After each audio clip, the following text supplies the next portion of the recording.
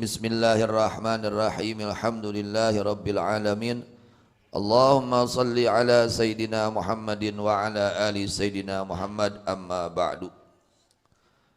Kitab Ihya Ulumuddin Al-Imam Al-Ghazali radhiyallahu anhu menceritakan, menukil hadis baginda Nabi besar Muhammad sallallahu alaihi wasallam. Nabi sallallahu alaihi wasallam menceritakan, dahulu ada seorang laki-laki yang mana dia telah membunuh 99 jiwa. Hukumnya membunuh itu dosa besar. Bahkan ranking kedua setelah kemusyrikan adalah membunuh. Jadi haram hukumnya membunuh tanpa ada hak, ya. Hati-hati jangan sampai kita membunuh tanpa ada hak. Hukumnya dosa besar, sangat berbahaya. Kemudian orang tersebut bertanya kepada orang yang paling bertanya mengenai orang yang paling ngerti pada penduduk saat itu. Lalu dia ditunjukkan kepada seorang ahli ibadah. Lalu dia datang kepada orang ahli ibadah tersebut, dia berkata telah membunuh 99 jiwa. Apakah masih ada jalan untuk bertobat? Lalu ahli ibadah tersebut menjawab, tidak ada jalan untuk bertobat. Setelahnya jawaban itu dijawab oleh itu rahib. Lalu si pemuda tersebut, orang tersebut membunuhnya itu ahli ibadah. Kagok payahan deui we. Jadi 100 payahan. Akhirnya dia masih mendapatkan pertolongan Allah.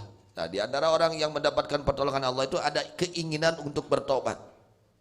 Keinginan untuk itu orang sedang ada dalam pertolongan Allah. Ya, kalau orang sudah tidak mau tobat berarti dia tidak ada pertolongan dari Allah.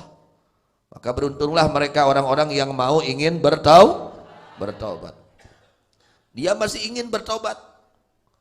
Akhirnya dia bertanya lagi mengenai yang paling mengerti dari penduduk tersebut. Maka ditunjukkan kepada seorang alim yang mengerti agama. Kalau tadi orang ahli ibadah, tapi dia tidak mengerti agama, ya. Ilmunya tidak meluas. Ini ada seorang alim, ilmunya luas. Lalu bertanya kepada alim tersebut, yaitu telah membunuh 100 jiwa, apakah masih ada pintu tobat? Maka alim berkata, "Na'am, ya, masih ada pintu untuk bertobat." Masih ada pintu untuk, artinya ini adalah rahmat Allah, ya. Orang-orang yang pendosa model-model kita jangan putus asa. Ketika kita berbuat dosa, cepat-cepat bertobat. Jangan putus asa, ya. Dan jangan meremehkan dosa. Jangan putus asa atas rahmat Allah. Rahmat Allah itu sangat luas. Siapapun yang ingin bertobat pasti Allah ampuni dosanya. Jangan putus asa. Kuring mah geus kagok, ulah make geus kagok. Buru-buru tobat. Piraku kuring dosana kieu loba kieu dihampura. Tong goreng sangka ka pangeran mah. Asal urang nyaan rek tobat pasti dihampura ku Allah Subhanahu wa taala. Ya, ini contohnya. Akhirnya seorang alim ini memberi saran kepada orang tersebut. Ya, kamu sekarang pergi, jangan diam di kampung ini karena kampung kamu ini penduduknya nggak baik-baik. Nah, ini penting kita. Jadi kalau kita mau cari tempat, lihat dulu penduduknya, apakah mereka ahli ibadah, ahli maksiat, ya. Kalau kita cari kampung mau untuk apa? Untuk diam di kampung tersebut, lihat penduduknya, apakah mereka ahli maksiat, penduduknya itu ahli ibadah. Nah, kalau ahli ibadah diam di situ. Usahakan kalau kita rumah dekat pesantren, cuman pesantrennya yang ahli sunnah wal jamaah, ya, itu sangat pengaruh, ya. Lingkungan itu sangat kalau lingkungannya baik, insya Allah kita menjadi baik nantinya. Karena lingkungan itu sangat berpengaruh. Banyak orang menjadi tidak baik karena di dalam lingkungan yang tidak baik. Akhirnya dia diperintahkan untuk pergi ke kampung yang mana di kampung tersebut mereka orang-orang yang ibadah kepada Allah Subhanahu wa taala.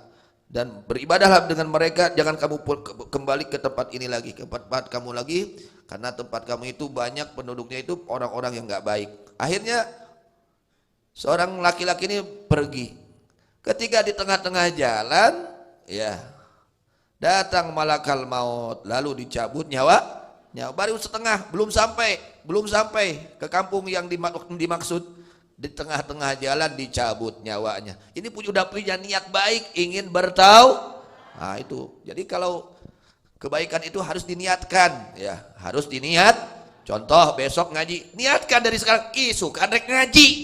Ulah diniatkan di aina, isukan mau ngaji, tuh sangsara aing. Rugi jelema gitu mah. Nah ini contoh seperti ini. Jadi kepada kebaikan jangan diniatkan untuk berhenti. Aina sodakoh isukan rek sodakoh deui. Lain aina bae sodakoh isukan moal. Rugi urang. Jadi kebaikan itu jangan kita hentikan dengan tidak berniat. Niatkan. Isukan rek ngaji deui, isukan rek sodakoh deui, isukan rek jeung kaharian tulus gitu. Harusnya seperti itu. Akhirnya dicabut nyawanya oleh malakal maut. Akhirnya dua malaikat, ya fahtasamat fi malaikatur rahmah, akhirnya ya malaikat rahmat dan malaikat azab dia berselisih. Kata malaikat rahmat, ini bagian saya. Kata malaikat azab, ini bagian saya. Ya, berselisih dua malaikat ini, ya. Kata malaikat rahmat, dia itu datang mau tobat sekarang. Betul-betul dengan hatinya dia mau tobat kepada Allah, datang ke kampung yang baik. Kata malaikat azab, dia belum amal apa-apa, baru niat aja ingin bertobat, belum apa-apa dia itu, ya, belum melaksanakan amal kebaikan. Akhirnya didatangkan oleh Allah seorang malaikat, satu malaikat yang berupa manusia. Akhirnya diangkat menjadi hakim di antara mereka. Kata ini malak, ya, seorang malak yang berupa manusia, coba kamu ukur tanah yang ia injak ke tanah itu, kampung yang akan ia datangi, sama tanah yang ia tinggalkan, lebih panjang mana itu ukuran tangannya, lebih dekat kemana dia, ukur oleh kamu. Begitu diukur, ternyata dia lebih dekat kepada tanah yang akan dia datangi, yaitu tanah yang penuh orang-orang beribadah. Akhirnya kata malaikat, ya malaikat kata wajadu anna ila radhi. Akhirnya oleh malaikat rahmat diambil itu orang, ya mendapatkan rahmat Kenapa? Karena lebih dekat dia kepada tanah yang tanah tersebut banyak orang-orang yang ahli ibadah. Bahkan al qaryati salih aqraba min bisyibrin, bahkan lebih dekatnya itu bedanya hanya 1 jengkal. Bedanya itu begitu diukur, tanah yang ia tinggalkan penduduknya banyak ahli maksiat, tanah kepada tanah yang penduduknya ahli ibadah, itu bedanya 1 maka dia dibawa oleh malaikat rahmat, mendapat rahmat Allah. Kenapa? Sudah niat baik untuk bertobat kepada Allah meskipun belum sampai ke tanah tersebut. Bedanya hanya apa? 1 jengkal. Itulah rahmat Allah, ya. Artinya kita jangan putus asa dari rahmat Allah. Andai kata kita dahulu, ya, hari-hari dahulu itu zaman jahiliyah, tinggalkan sekarang, tobat kepada Allah, jangan kita ulangi dan harus kita sesali itu. Kemudian bahkan Allah mewahyukan kepada ini tanah yang apa? Yang ia tinggalkan. Hei tanah, kamu jauh.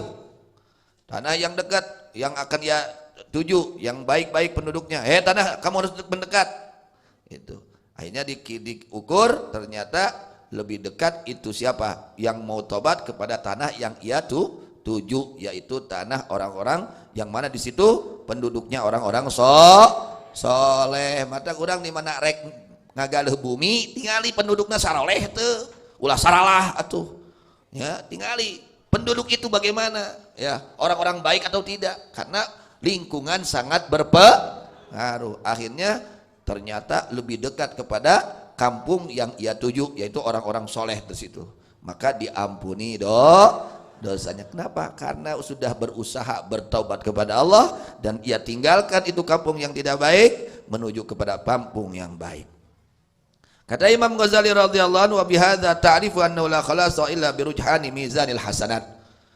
Dengan keterangan ini kamu bisa mengetahui sesungguhnya kelakuan tidak ada keselamatan kecuali dengan lebih unggulnya timbangan kebaikan. Artinya kita kalau ingin selamat harus lebih banyak timbangan kebaikan kita daripada timbangan keburukan. Urang teh dah hese ninggalkeun doreng tehnya, kadang goreng deui, goreng kan hadena sing loba. Hadena sing loba. Fala budda litai min takdir hasanat. Maka tidak boleh tidak bagi orang yang bertobat dari memperbanyak kebaikan. Jadi jalan manu tobat mah kudu loba kahadean teh kudu loba. Namun urang nyaan tobat sok sing loba kahadeanana.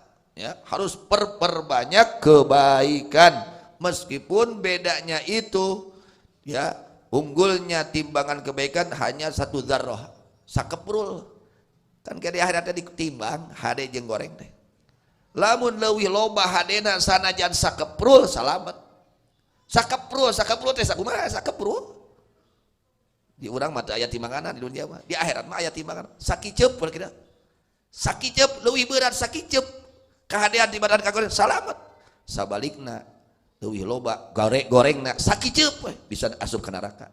Naudzubillah min. Ini orang-orang yang bertobat harus banyak kebaikan, perbanyak kebaikan. Hadza hukmul qasil muta'alliq bil madhi.